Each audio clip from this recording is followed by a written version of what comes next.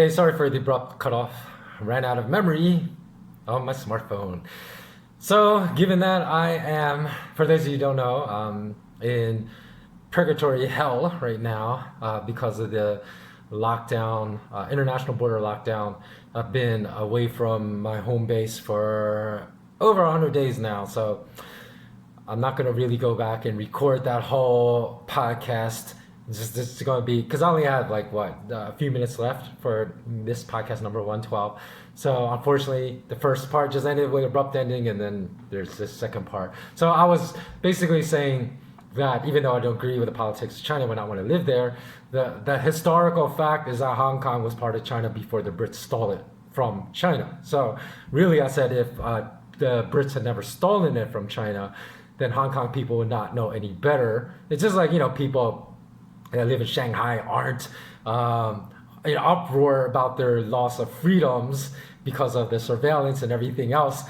That would just be the fact of life. So it's not a matter of whether we agree with the fact that the British had fostered this dissent while they're occupiers and colonizers of Hong Kong, then now the Hong Kong people have a different view of what life should be. That's not the point here. The point is historically that belonged to China. So even though I want people in Hong Kong to have freedom, China has a right to that land.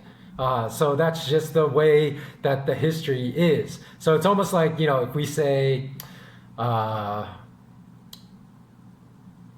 think about like all the countries in Africa, right, that were colonized by the French, right?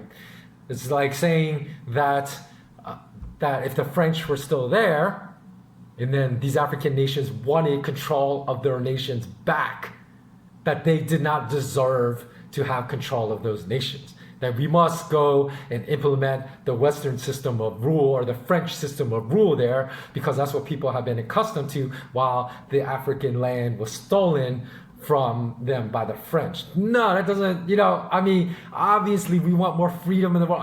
Everyone wants everyone to be free, but a lot of us don't realize that even at the nations that we look at as free, we're really not that free. So I want more freedom for everyone in this world. And but we can't, that has to be an organic process that's done through those nations. We can't just go in and say, because if it really was about freedom in Hong Kong, think about how many other nations, like in Africa, I was just discussing Africa, are much more tyrannical, the rule there, than what is in Hong Kong. Why are we going liberating Africa? I guess we would liberate them from their gold or oil. We do that all the time. We mean the Western world, but there's no resources to be had. There's no fight for freedom and democracy in those nations that are under tyrannical rule by despots in Africa. So that's why it's so amazing to me that people can be so naive that this is something about democracy, because it's always been divide and conquer by the colonizers. If we look at, I'll discuss this more in length in my next podcast, because I'm going to discuss why World War III has already started. We just don't see it because we're always looking for a foreign enemy. Sometimes the enemy can be domestic. And so in this case, in Rwanda, they had a history of colonization. There are two tribes, right? Like a lot of times with the Shiites and Sunnis, as far as the Muslim, there's a minority, there's a majority. A lot of times the minority rules. It's not the majority. That's what causes a lot of conflict in Muslim nations, because that the minority segment is ruling over the majority. And that happened in only under colonization in Rwanda, right? One of the cases of worst mass genocide, where literally 8,000 people a day for 100 straight days, almost a million people, 800,000 people were hacked to death, the worst possible death, hacked into pieces by machetes. And that happened because of the elevated divide and conquer modus operandi implemented by the Germans and the Belgians. Now, it's not like the Hutus and the Tutsis got along and everything was great before the colonizers, because there was all kind of a caste system. The Hutus were the farmers, the Tutsis were the cattle herders, but the Hutus were the majority and they were above the Tutsis. But when the Germans came, they said, hey, look at these light-skinned Tutsis. They look more like us. They're probably smarter.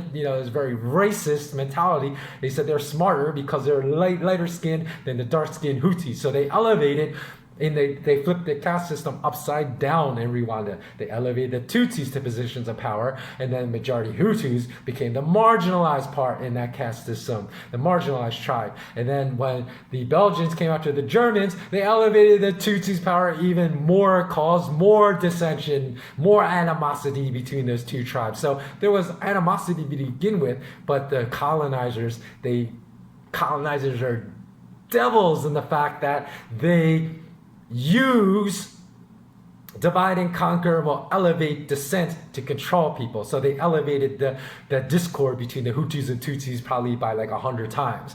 And so when they left, I believe it was in the 16... no, that's when they first came. I'm sorry, the 60 or not when they left.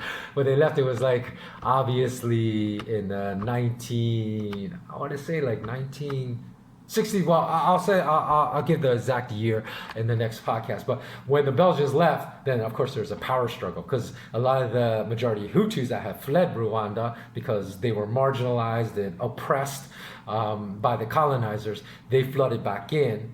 And then it actually lasted like 30 years, this discord, the struggle power, but then it exploded into that genocide. So again, there are a lot of times the occupiers will divide. It doesn't matter if it's division between different tribes or division among the people.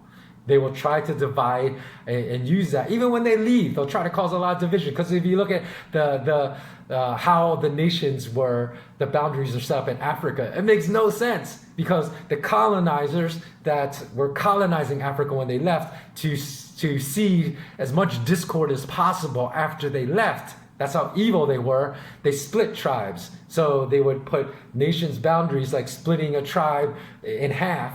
So to try to, again, see discord and a lack of unity even when they left. So possibly they'd be able to come back and steal resources and that discord would still be there. So again, we have to understand our history, which would come from curiosity, if we all had life purpose.